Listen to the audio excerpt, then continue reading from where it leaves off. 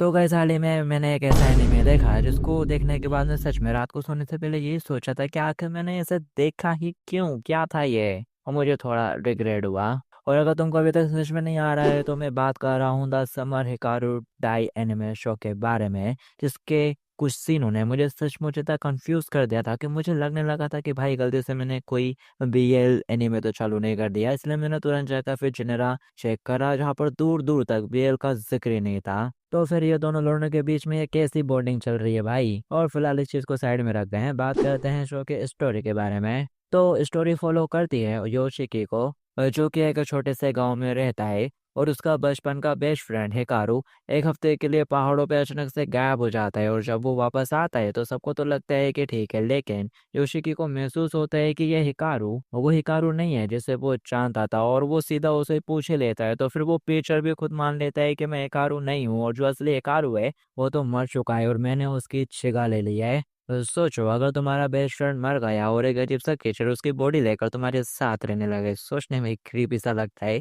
और सबसे ज्यादा अजीब बात तो ये होती है कि जो योशिकी है वो उसे एक्सेप्ट भी कर लेता है उसकी जगह पर। और हॉरर की बात की जाए तो इस एनिमे में कुछ खास जंप स्कैर्स तो नहीं है, लेकिन एक अनसेटिंग सी वाइब आती है। और एक सीन था जंगल वाला, जब भी लोग जंगल से गुजर रहे होते हैं तो योशिकी को एक घोस्ट दिखाई देता है। और वो घोस्ट भी उसी की तरफ बढ़ता है। और वो घोस्ट दिखने में इतना ज्यादा डरावना नहीं था, लेकिन जिस तरह से उसे दिखाया गया था कैमरे को, वो एंगल्स, वो स्टेक इफेक्ट, इसने सचमुच एक हॉरर क्रिएट कर दिया था। और इस सीन को देखकर सच में मेरी थोड़ी फट गई थी। और अगर इस शो के स्टार्टिंग के थीम सॉन्ग के बारे में बात की जाए तो वो वाकई में काफी ज्यादा बढ़िया था। साउंड ट्रैक और विजुअल सब कुछ एक नंबर थे। थीम सॉन्ग को देखकर ही सच में आ जाता है कि ये एनिमे किस चीज के बारे में होने वाला है। और उसके अंदर वो हॉरर, मिस्ट्री और क्रीपी वाले सारे एलिमेंट साफ साफ नजर आते हैं। और मुझे इसका थीम सॉन्ग वाकई में काफी ज्यादा अच्छा लगा था। जब भी मैं इसके एपिसोड देख रहा था तो मैं थीम सॉन्ग के लिए सच में रुक रहा था। सच में रुक रुक के देखा है मैंने इसका थीम सॉन्ग, स्किप नहीं किया। हालांकि बस ऐसा 6 बार तक ही कंटिन्यू रहा था और बाद में करने लगा था क्योंकि मेरे को जल्दी देखना था यार। और इसके लास्ट में जो थीम सॉन्ग आता है वो फर्स्ट वाले के काफी ज्यादा अपोजिट, बिल्कुल ब्यूटीफुल सा और क्यूट सा लगता है। स्लाइस ऑफ लाइफ वाली फीलिंग दे देता है।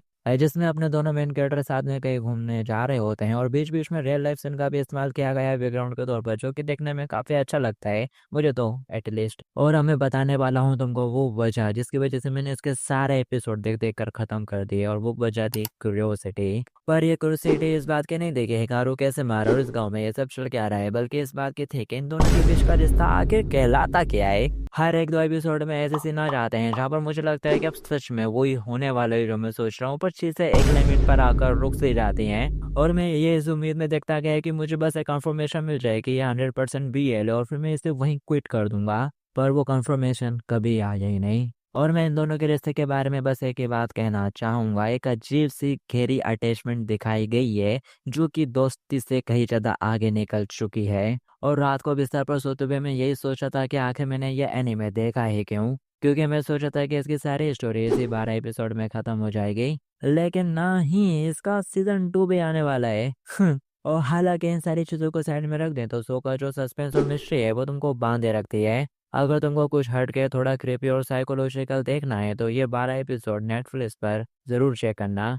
और अगर तुमने ये देखकर रखा है तो मुझे कमेंट में बताओ तुम्हें क्या लगता है कि ये दोस्ती है या कुछ और। और हमें मिलूंगा तुमसे फिर किसी किसी और वीडियो में, तब तक के लिए टू बी कंटिन्यूड।